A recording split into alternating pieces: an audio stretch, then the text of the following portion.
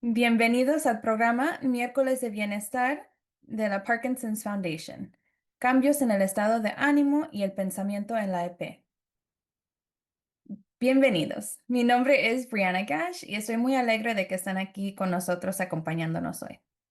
En este webinar exploraremos los cambios en el estado de ánimo y el pensamiento asociados con la enfermedad de Parkinson.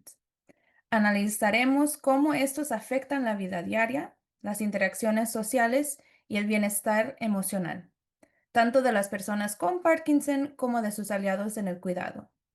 Pero antes de comenzar con el programa, queremos compartir un breve anuncio.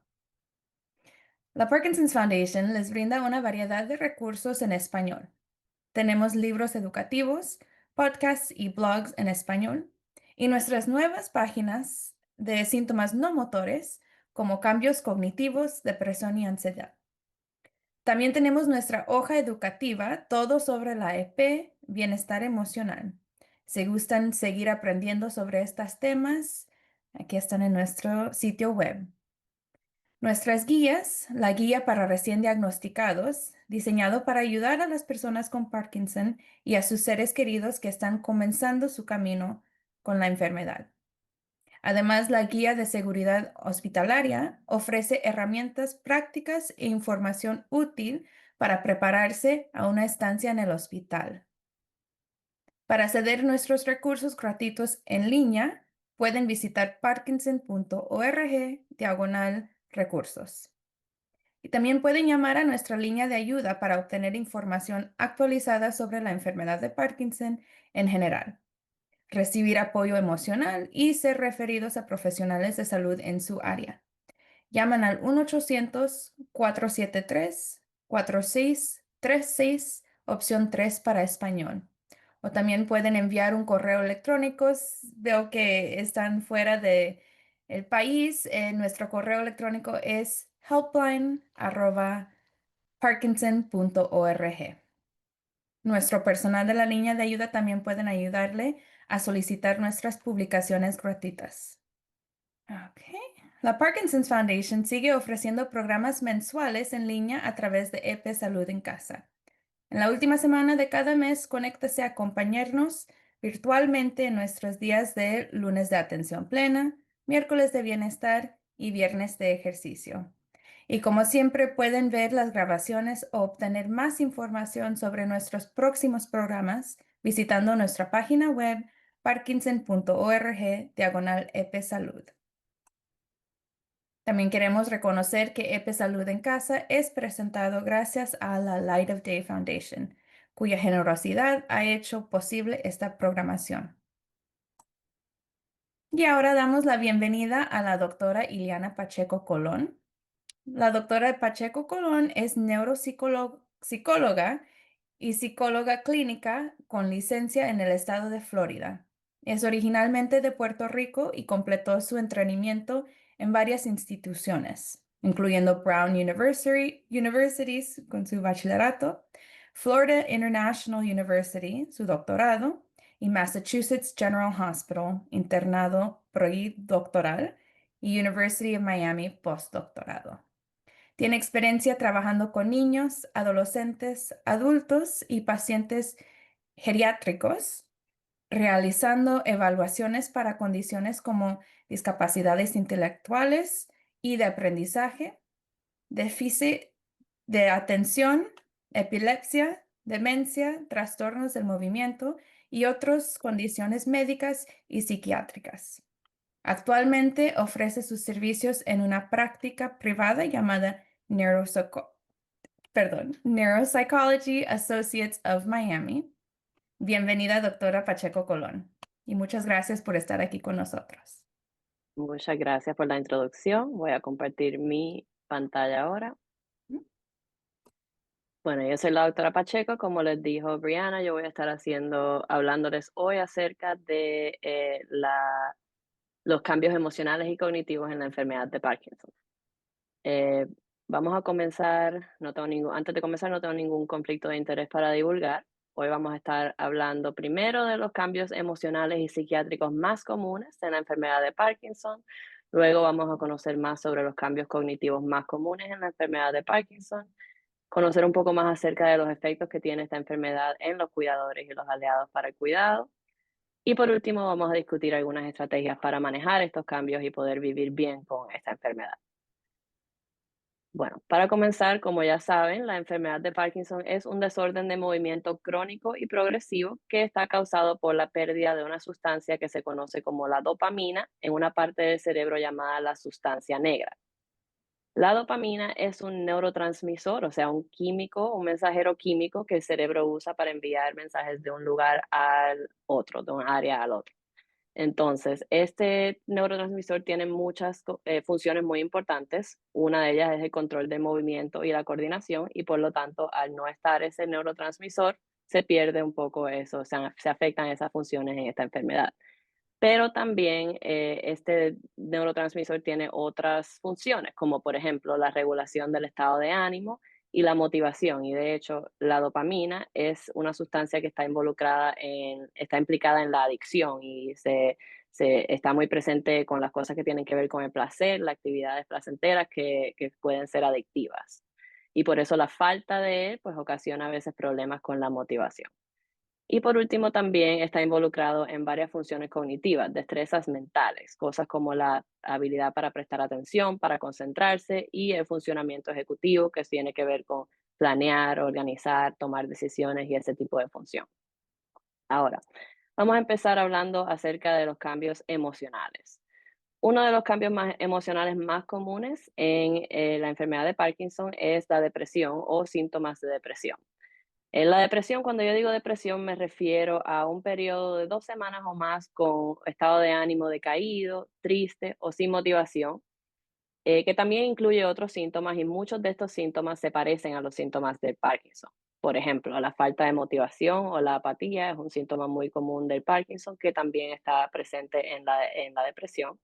Hay alteraciones en el sueño, ya sea dificultad para dormir o durmiendo demasiado, alteraciones en el apetito y falta de energía.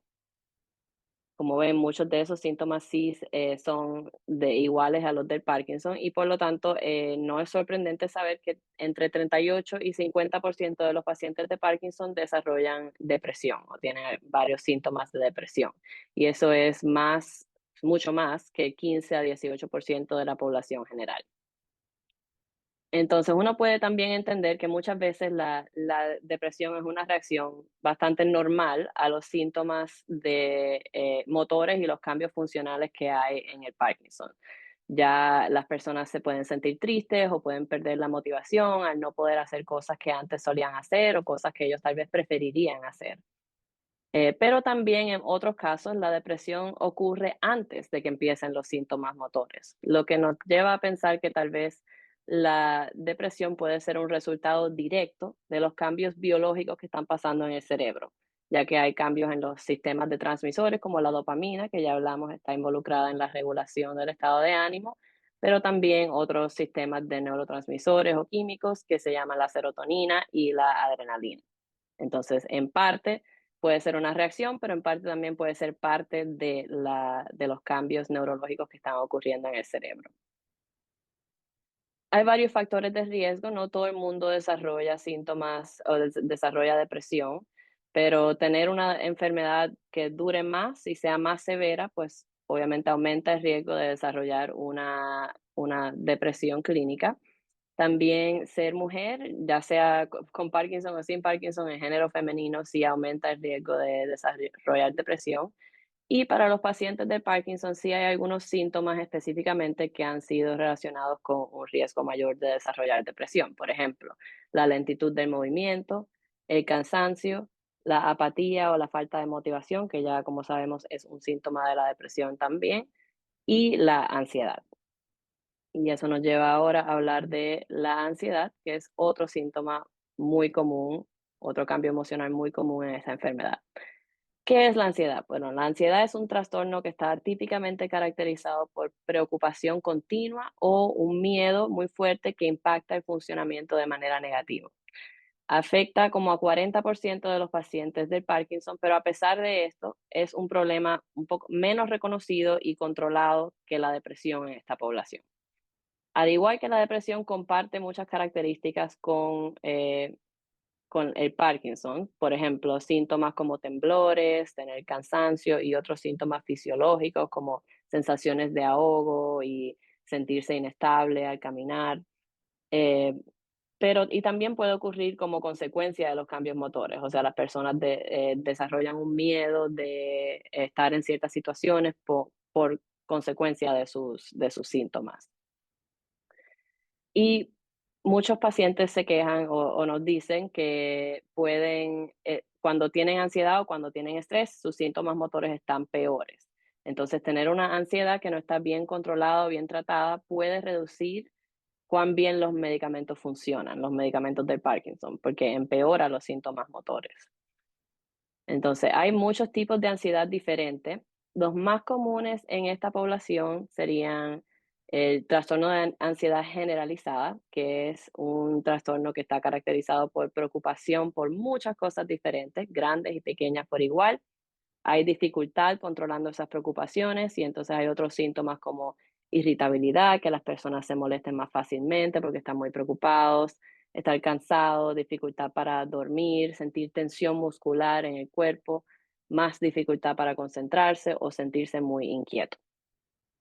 También están los ataques de pánico, y los ataques de pánico son cuando unas personas tienen de momento un miedo o un malestar muy intenso que llega a su máxima expresión en minutos y durante ese tiempo tienen otros síntomas, muchos de ellos son físicos. Entonces esos síntomas sí incluyen temblores, palpitaciones del corazón, sensaciones de ahogo, dificultad para morir, para respirar, perdón, y entonces miedo a morir y miedo a perder el control.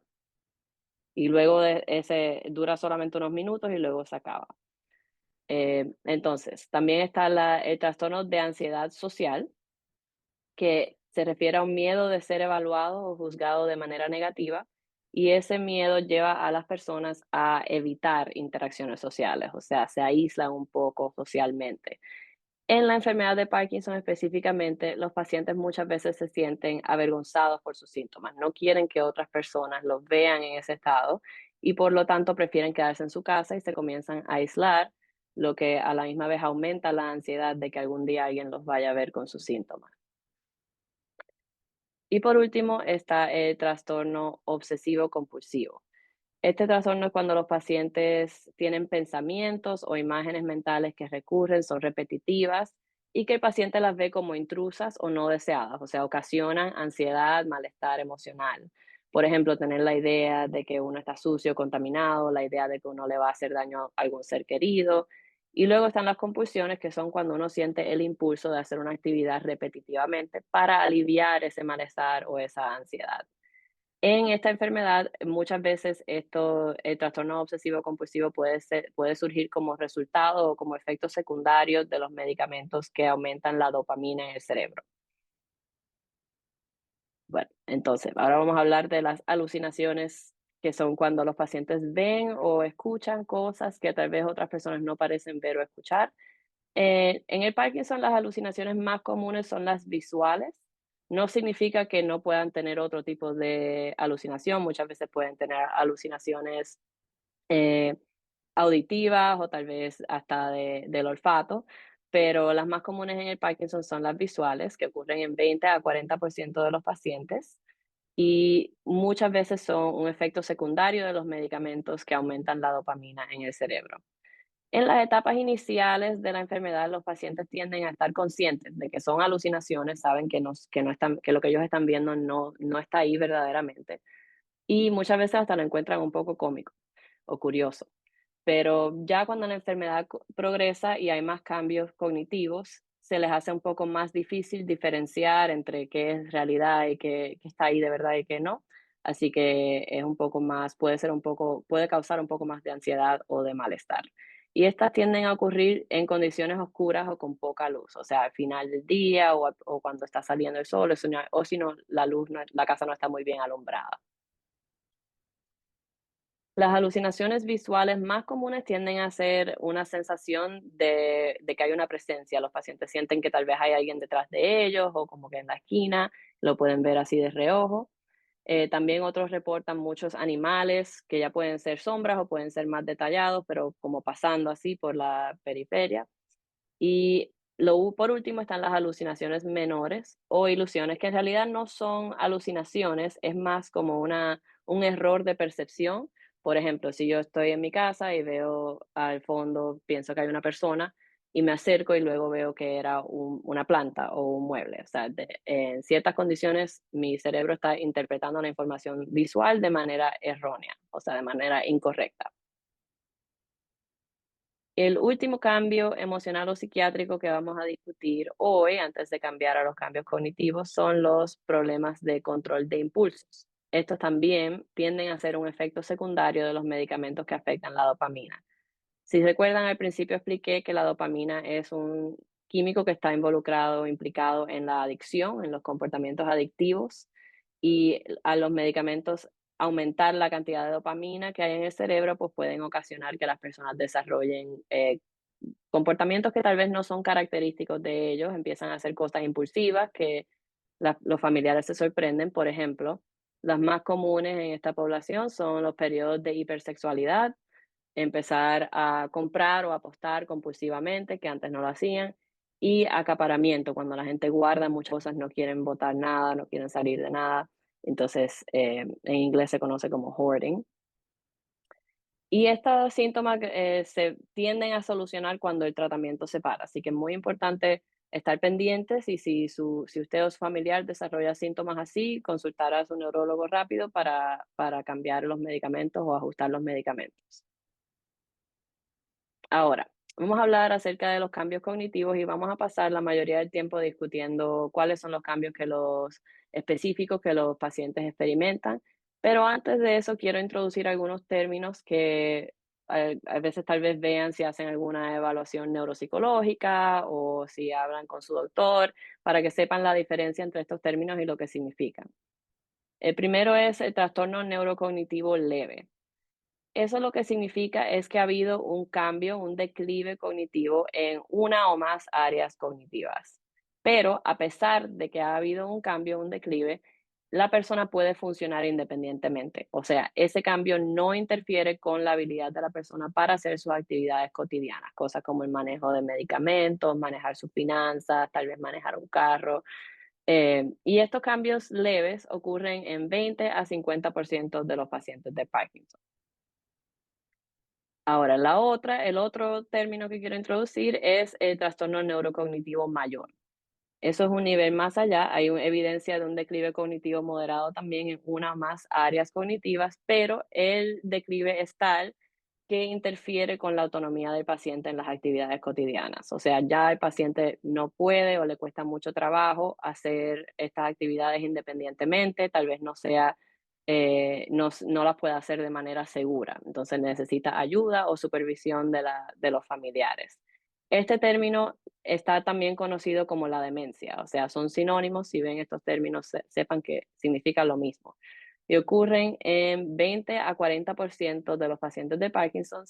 Y típicamente el trastorno neurocognitivo mayor o la demencia se desarrolla en las etapas más tardías de la enfermedad. O sea, mientras más avanzada la edad y más avanzada la enfermedad, más probable sea que se desarrolle una demencia. Otros factores de riesgo para desarrollar la demencia son la enfermedad cardiovascular, como dije, la edad mayor o duración más larga de la enfermedad, y también tener síntomas específicos como inestabilidad al caminar, trastorno del sueño de REM, que es cuando los pacientes están moviéndose excesivamente mientras duermen o tal vez actuando sus sueños, y problemas autonómicos, cosas como urgencia urinaria o cuando los pacientes se paran de momento y les baja la presión, se sienten mareados. Ese tipo de síntoma está relacionado con mayor chance de desarrollar demencia. Bueno, ahora vamos a hablar acerca de los síntomas específicos que los pacientes reportan en esta población. El cambio más común en términos de las destrezas mentales es en la atención y el funcionamiento ejecutivo. Cuando yo digo el funcionamiento ejecutivo, me refiero al conjunto de habilidades que el cerebro usa para planificar, organizar, resolver problemas, controlar impulsos, adaptarse a situaciones nuevas, ese tipo de cosas. Básicamente las funciones que nos diferencian a nosotros de muchas otras especies. Eh, entonces, Digo, una de las que nos diferencia. Entonces, una de los cambios comunes más reportados es distraibilidad, o sea, se les hace más difícil a los pacientes prestar atención, concentrarse, se distraen más fácilmente, o tal vez puede que haya fluctuaciones en la atención, o sea, algunos días pueden prestar atención mejor que otros, o tal vez en el mismo día, por la mañana pueden hacerlo mejor que por la tarde y así. Aparte de eso, también esto es algo que los pacientes muchas veces nos reportan como si fuera un problema de memoria, pero en realidad es un problema más bien de atención. Como por ejemplo, perder el tren del pensamiento, que uno está hablando y dice, ¿qué yo iba a decir? Se me olvidó lo que iba a decir o de qué yo estaba hablando. Olvidarse lo que está haciendo. Nos dicen mucho, por ejemplo, que caminan a un cuarto, llegan al cuarto y dicen, ¿para qué vine para acá? ¿Qué fue lo que iba a hacer aquí?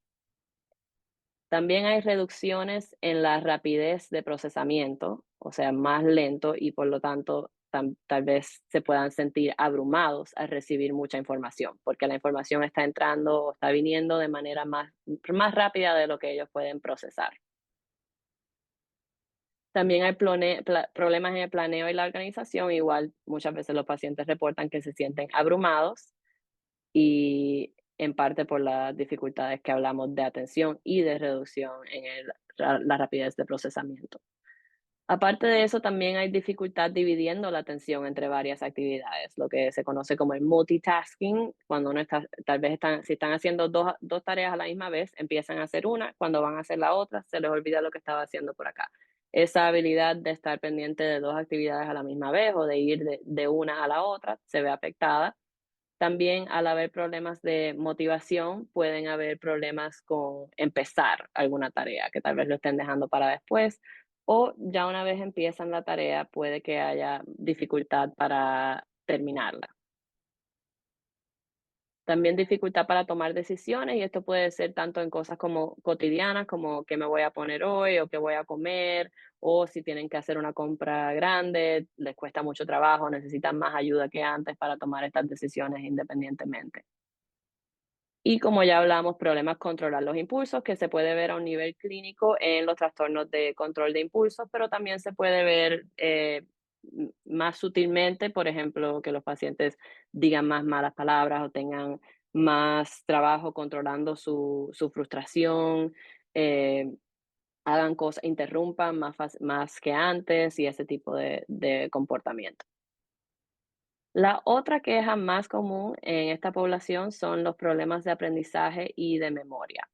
Y lo que los pacientes nos reportan más comúnmente es que tal vez pregunten o dicen las cosas repetitivamente. Los familiares dicen, no, sí, ya yo te dije esto, ya me preguntaste.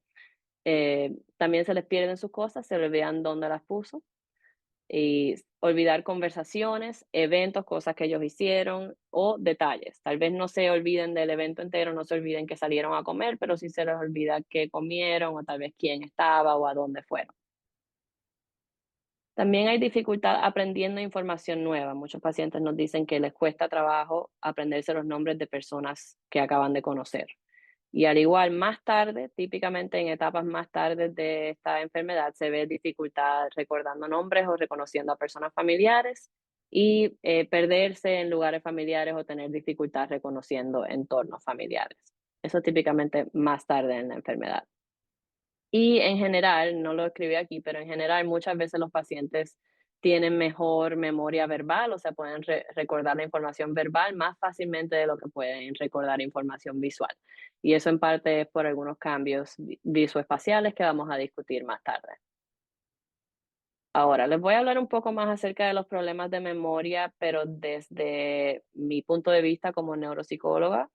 La memoria es un proceso muy complejo, requiere que las personas presten atención, la información entra, hay que guardar esa información, luego hay que saber dónde está la información para buscarla y sacarla de ahí. Entonces, se puede fallar en varias etapas diferentes. En la enfermedad de Parkinson, típicamente hay reducciones en el aprendizaje inicial. Como ya hablamos que hay cambios en la atención, es más difícil prestar atención y uno procesa información más lento. Entonces, cuando la información está entrando, entra menos de lo que entraría en una persona que tal vez no tiene Parkinson's.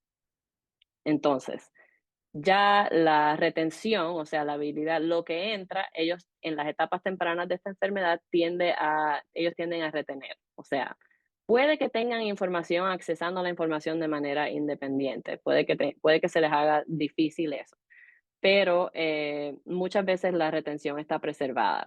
En los casos de que haya dificultad accesándola independientemente, ellos se tienden a beneficiar de asistencia o formatos alternativos, como preguntas de reconocimiento, preguntas de sí o no. Eso es en las pruebas neuropsicológicas. Pero en la vida cotidiana, por ejemplo, esto se ve cuando los pacientes no recuerdan algo, si el familiar tal vez le da algunas pistas o le da algunos detalles más, entonces eso los ayuda a ellos a accesar la memoria que tienen. Eso, yo pregunto muchas veces si cuando alguien le dice, oye, ¿no recuerdas que hablamos de esto? ¿No recuerdas que fuimos a tal lugar? Eso los ayuda a recordar. Ya en las etapas tardías sí podemos ver que hay problemas con la retención, o sea, sí se empiezan a olvidar, pero eso tiende a ser más tarde. Otro problema, otra área que se ve muy afectada en esta condición es el lenguaje. Y algunos de las quejas más comunes son dificultad encontrando la palabra que quiere decir. Cuando uno está hablando y de momento tiene que parar a pensar cómo es que se dice esto, qué es lo que estoy tratando de decir. También dificultad entendiendo información, especialmente si hay mucha información y si es información compleja. Los pacientes nos cuentan muchas veces que tienen que pedirle a las personas que repitan información o pedirle a las personas que hablen más lento o que clarifiquen ciertas cosas. También hay dificultad para leer, que más bien tiene que ver con la atención. No me refiero a los cambios visuales que hay, me refiero más bien a que los pacientes dicen que tienen que leer las cosas varias veces para poder retener o poder prestar atención.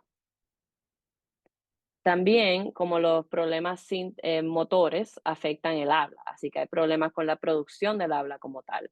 Por ejemplo, los músculos de la boca se pueden poner rígidos o débiles, y entonces eso afecta la pronunciación o la articulación. Y también cambios en el volumen de la voz es uno de los síntomas de Parkinson, así que el habla muchas veces se ve muy afectada. Y por último, la reducción en la fluidez verbal. Y la fluidez verbal quiere decir la rapidez con la que uno puede accesar y producir palabras de nuestro vocabulario mental para comunicarse. O sea, es como la habilidad de sacar las palabras de aquí por acá. Y estos cambios en general, todos los cambios que afectan el lenguaje, tienen un impacto negativo en el funcionamiento social. Los pacientes se sienten muchas veces avergonzados de no poder comunicarse tan rápido o tan fácilmente como antes y prefieren muchas veces aislarse, o ustedes notan tal vez que en una fiesta familiar la persona esté más retraída o habla menos, comparte menos. Entonces es muy importante tratar de mantener a estas personas activas socialmente. Y por último están los problemas visoespaciales. Eso tiene que ver con la habilidad de nosotros para interpretar y manipular información visual. Y algunos de los cambios más comunes que los pacientes reportan son dificultad para medir distancias y profundidad, que obviamente pues, puede ocasionar problemas con el estacionamiento de los carros. Y también a veces tienen problemas quedándose dentro de su carril al manejar, o sea, se tienden a pegar a un lado del carril o tal vez le dan a la acera más a menudo que antes. También puede haber dificultad reconociendo entornos familiares. Los pacientes muchas veces dicen que de momento se sienten como que no pueden reconocer bien dónde están, pero dentro de unos segundos entonces ya caen en cuenta. Y también hay problemas en general interpretando o integrando información visual. Y esto se ve en nuestras pruebas, se ve mucho cuando pedimos a las personas que hagan tipo rompecabezas mentales. En la vida cotidiana es un poco más difícil de ver estos cambios. Y por último están como ya mencioné, las alucinaciones menores o percepciones erróneas, cuando los pacientes, especialmente bajo condiciones de poca luz, malinterpretan información visual. Por ejemplo, piensan que ven una persona, se acercan y ven que era un mueble o una planta. Los cambios cognitivos o mentales pueden estar lateralizados, o sea, lo que quiero decir con eso es que en muchos casos los síntomas motores del Parkinson afectan a un lado del cuerpo más que el otro. Las funciones del cerebro también tienden a estar lateralizadas, o sea, un lado del cerebro está involucrado el lado izquierdo, en la mayoría de las personas es el lado donde está el lenguaje y tiene que ver más con las funciones verbales, y el lado derecho se considera más involucrado en las funciones visoespaciales. Por lo tanto, el patrón de los cambios cognitivos puede estar relacionado con los síntomas motores. Por ejemplo, si una persona tiene síntomas motores más pronunciados en el lado derecho, puede que tenga más problemas de lenguaje o memoria verbal. Y por otro lado, si las personas tienen síntomas motores principalmente en el lado izquierdo, pues puede que tengan más problemas visoespaciales o o de memoria visual en las pruebas cognitivas. Ahora, vamos a hablar un poco de los cuidadores. Sabemos que los cuidadores muchas veces tienden a ser familia, pueden ser tal vez un esposo o una esposa de la persona, y tienen sus propios problemas también. Entonces, el estrés del cuidador está relacionado, como podríamos imaginar, con la severidad de la enfermedad o de los efectos secundarios del tratamiento. También con el historial de salud mental del cuidador mismo. Si la persona antes tenía un historial de depresión o ansiedad, antes de ser cuidador, puede que eso los ponga tenga más riesgo de desarrollar más estrés. Y por último, hay ciertos síntomas, como todos los que acabamos de discutir, que cuando estos síntomas emocionales o psiquiátricos están presentes, muchas veces ocasionan más estrés en el cuidador, especialmente si no están bien controlados o bien tratados. Por ejemplo, la depresión, la ansiedad, tener alucinaciones, especialmente ya en etapas más tarde, cuando los pacientes sienten ansiedad o malestar emocional por cuestión de las alucinaciones, problemas del sueño y trastornos de comportamiento como los cambios, trastornos de control de impulso.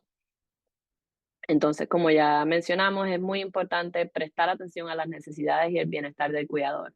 Esto es como en los aviones, cuando salen la mascarilla, uno tiene que ponerse su mascarilla antes de poder ayudar a las otras personas. Igual es importante estar atento a las necesidades y el bienestar del cuidador, porque esa persona, si no, no va a poder cuidar bien del paciente. Y en muchos casos, estos son personas mayores también, que tienen sus propias complicaciones médicas y tal vez necesiten apoyo ellos mismos de formas diferentes. Y por lo tanto, es muy importante tener un equipo de apoyo, ya sea familia, si hay otras personas que están involucradas en el cuidado del paciente, tener un sistema que si hoy yo no puedo, mañana tú, o tal vez eh, procurar ayuda profesional como de un Home Health Aide o un HHA puede ser beneficioso también, y no debe ser algo que las personas o los cuidadores sientan vergüenza o ansiedad por tener que pedir ayuda, porque es muy entendible. Ahora, vamos a hablar un poco acerca de cómo manejar esos cambios que acabamos de discutir. Vamos a empezar primero con los cambios emocionales y psiquiátricos. Para empezar, yo siempre recomiendo a mis pacientes que consulten con un neurólogo o un psiquiatra para discutir opciones de medicamentos para el tratamiento de depresión, ansiedad o de alucinaciones. Y esto es una decisión muy personal, si un paciente va a tomar medicamento o no tomar medicamento para un cambio emocional, pero espero que sabemos que ya parte de la razón por estos cambios son cambios biológicos que están pasando en el cerebro. Entonces, los medicamentos junto con terapia tienden a ser la manera más efectiva de tratar estos problemas y de mejorar la calidad de vida. Una cosa que quiero mencionar es que es muy importante considerar que los medicamentos antidepresivos no funcionan de inmediato. Ellos tienen un periodo de ajuste, y muchos pacientes que yo veo me cuentan que no les gustó cómo se sintió el medicamento y lo pararon de tomar muy rápido, demasiado rápido para que el medicamento hubiera tenido la oportunidad de ayudar. Entonces, es importante darle un poco de tiempo para que pueda ser más efectivo. Y es muy importante estar vigilantes, ya que sabemos los cambios neuropsiquiátricos que pueden pasar, saber reconocer esos cambios, como los trastornos de control de impulso o las alucinaciones, saber qué es lo que puede surgir como efecto secundario, y tan pronto lo detecten, hablar con su doctor para ver si hay algo que se pueda cambiar en su régimen de medicamentos. Otras maneras de lidiar con estos cambios que no son medicina, es la terapia individual, ya sea para el paciente o para el cuidador. En particular, yo tiendo a recomendar la terapia cognitivo-conductual, que es un tipo de terapia que se hace usualmente a corto plazo para ayudar a los pacientes a afrontar algunos de esos cambios relacionados con la enfermedad de Parkinson. Nos ayudan a entender la relación entre los comportamientos, los pensamientos y los sentimientos y parar cualquier ciclo vicioso que pueda estar teniendo un efecto negativo en nuestro bienestar emocional. También hay muchos grupos de apoyo, creo que el Parkinson's Foundation tiene grupos de apoyo para los pacientes, para los cuidadores y provee mucha psicoeducación para así nosotros poder estar pendientes, saber lo que estamos buscando cuando estamos mirando, buscando cambios o no, ver qué cambios podemos notar. Y por último está la atención plena y la meditación.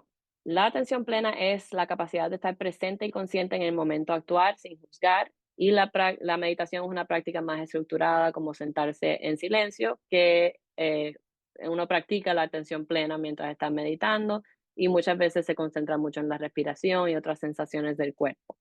Esta es una estrategia que ha sido demostrada que es muy beneficiosa para la salud cerebral y también para el manejo del estrés. Y los lunes, como vieron al principio de la charla de hoy, la Parkinson's Foundation ofrece ejercicios de atención plena los lunes. La terapia del habla, entonces ahora vamos a hablar del manejo de los cambios cognitivos. La terapia del habla, que uno piensa muchas veces que es solamente del habla, pero sí puede ayudar con cambios específicamente del lenguaje, como la articulación, el volumen de la voz y con otros síntomas como la dificultad para tragar que se desarrolla en esta enfermedad. Pero también muchos terapistas del habla y muchos psicólogos ofrecen servicios de lo que se llama rehabilitación cognitiva, lo que conlleva desarrollar y aplicar estrategias para uno poder compensar por las dificultades cognitivas que están teniendo. Y hay investigaciones que sugieren que este tipo de terapia o intervención tiene efectos positivos en el funcionamiento cognitivo en general de estos pacientes. Vamos a hablar de algunas estrategias compensatorias que puedan utilizar en su vida y muchas de estas son cosas que tal vez ya estén haciendo, no necesariamente sea algo nuevo o novedoso, pero sí son muy útiles y siempre se ha demostrado que funcionan bien cuando se practican regularmente. Una de ellas es el uso de listas y memorias externas, por ejemplo, al principio o al final de cada día, sacar 15 minutos para hacer una lista de todo lo que tiene que hacer en ese día. Si hay que usar un calendario, poner las citas médicas en el calendario, si necesita un recordatorio en su teléfono, ponerlo ahí en ese momento y así. También desarrollar un sistema de organización para las pertenencias en el hogar y esto puede ayudar no solamente con los problemas de planeo o organización, sino también con los problemas de memoria, que se le olvida dónde está puesto algo. Si desarrollar un sistema de organización puede ser muy abrumador, tal vez pedirle a alguien de la familia que ayude a desarrollar este sistema y luego de eso ponerlo en práctica. Practicar la escucha activa y reflexiva, que es cuando uno está teniendo una conversación, repetir tal vez lo que otras personas le dicen o hacer preguntas, estar activo mientras estás escuchando, relacionar la información con uno mismo y así eso puede asegurar que uno haya entendido lo que tenía que entender y que tengas toda la información que necesite antes de terminar la conversación. También tomar descansos, si ya sabemos que da trabajo prestar atención por mucho tiempo, si vamos a hacer algo, una tarea que tome mucho tiempo, como por ejemplo balancear una chequera, asegurarnos vamos a tomar descanso. Vamos a trabajar por 20 minutos y tomar un descanso de 5 y así. También limitar distracciones. Si sabemos que nos cuesta trabajo prestar atención, pues vamos a apagar el televisor, apagar el radio. Vamos a sentarnos en una parte de la casa que no haya mucho ruido, que no haya mucha bulla. También asegurarnos que nuestra área de trabajo esté bastante organizada, que no hayan distracciones o se puedan perder cosas fácilmente. Y esto es una estrategia de memorización que en realidad yo les recomiendo a mis pacientes siempre que apunten, escriban todo lo que tengan que recordar, pero vamos a decir que en esta situación no hay ningún papel ni un lápiz por todo eso, entonces hay que memorizarse la información. Siempre es más fácil de memorizar información si uno pone las cosas que son semejantes juntas.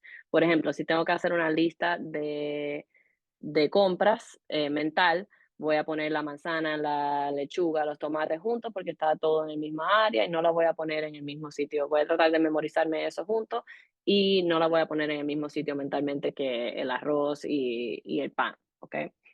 Y por último, todas estas estrategias mejoran cuando uno las practica mucho. Así que repetir, repetir, repetir, practicar las cosas y así se convierten en hábitos. Otro tipo de terapia que es bueno para lidiar con estos cambios es la terapia ocupacional. Ayuda a lidiar con el impacto de los síntomas ambos motores y no motores en las actividades cotidianas. En el Parkinson se enfoca mucho en cómo mantener la independencia en actividades. Por ejemplo, cuando los temblores impactan el uso de los utensilios para comer, ellos le enseñan a usar utensilios pesados, que tienen pesas, para manejar los temblores. Los ayudan a desarrollar un sistema para el manejo de medicamentos, ayudan a hacer ejercicios para mejorar la letra o la escritura que se ve afectada en el Parkinson. Y por último, también este tipo de terapia puede incluir una evaluación formal en el hogar para minimizar el riesgo de caída. O sea, un terapista ocupacional va a la casa y empieza a ver si hay que sacar, si hay que mover algo, cambiar algo del lugar, porque puede que ocasione que la persona se pueda caer más fácilmente, etcétera. Tito.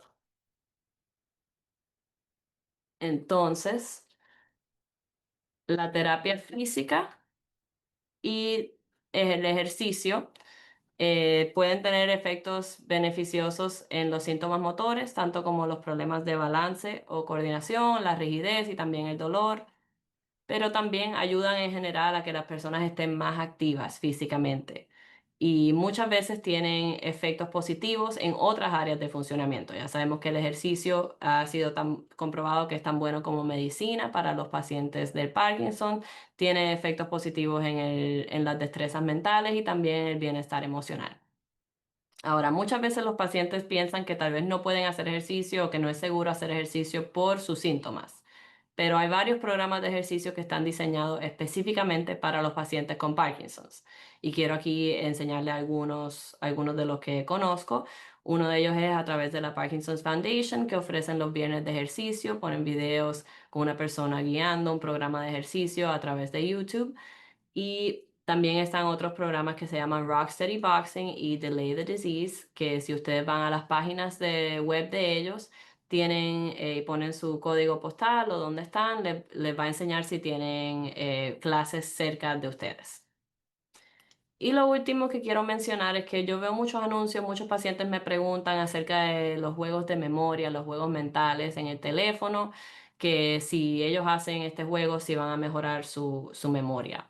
Y aunque no hacen ningún daño, no hay suficiente evidencia de que hacer estos juegos mentales o de memoria tenga efectos positivos directamente en esas funciones. O sea, si el juego es algo que a usted le apasiona y le entretiene mucho, pues puede hacer muy, muy bien que usted esté activo, pero no necesariamente va a significar que su memoria va a mejorar.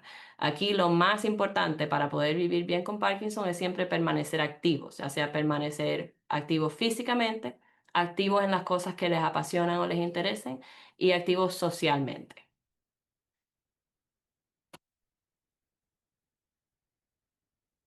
Ok, y si lo ven aquí. Pues muchas gracias a la doctora Pacheco Colón por compartir su tiempo aquí con nosotros hoy y su Gracias a ustedes. conocimiento y toda su expertise con nosotros, ¿verdad? También quiero agradecer enormemente a cada uno de ustedes por acompañarnos hoy. Antes de despedirnos, me gustaría compartir algunos recursos y oportunidades. Las personas que participan en el estudio de investigación PD Generation de la Parkinson's Foundation podrán conocer su vínculo genético con la enfermedad. No se requiere un compromiso a largo plazo y la información de los participantes se mantiene en estricta confidencialidad. Los resultados de las pruebas genéticas pueden brindar información valiosa sobre sus síntomas específicos y la posible progresión de la enfermedad, lo que podría ayudarle a usted y a su equipo médico a desarrollar un plan de tratamiento personalizado. Este estudio genético también contribuye a que los científicos aprenden más sobre el Parkinson, incluyendo las razones por las cuales la experiencia de la enfermedad puede variar de una persona a otra. Es por eso que es tan importante contar con la participación de personas de diferentes orígenes y características. La diversidad es esencial para obtener una comprensión más completa de la enfermedad y para asegurar que los nuevos tratamientos se desarrollan teniendo en cuenta a todas las poblaciones. Si están interesados en PD Generation, pueden visitar parkinson.org/PDGene o llama al 1-800-4PD-INFO, opción 3 para español. Una vez que confirmado su elegibilidad, el siguiente paso es una visita de consentimiento. Durante esta visita recibirá toda la información que necesita para tomar una decisión informada sobre su participación. Puede elegir realizar la prueba desde casa o en un consultorio médico si se encuentra cerca de un centro médico participante. Sus resultados se le comunicarán durante una visita de seguimiento con un consejero genético. Se le guiará a través de los resultados y tendrá la oportunidad de hacer preguntas. Recuerden que al final de este webinar les van a salir una cajita con un enlace para llenar nuestra encuesta en línea. Les invitamos que tomen 5 minutos para darnos su opinión respondiendo una encuesta. Valoramos sus comentarios y queremos entender cómo podemos mejorar su experiencia con nuestros programas virtuales. Sus comentarios nos ayudarán a elegir los temas e invitar a ponentes expertos que le interesan. Muchas gracias por su participación. Y esperemos que se mantengan conectados con nosotros a través de nuestro sitio web, canales de redes sociales y por teléfono y correo electrónico.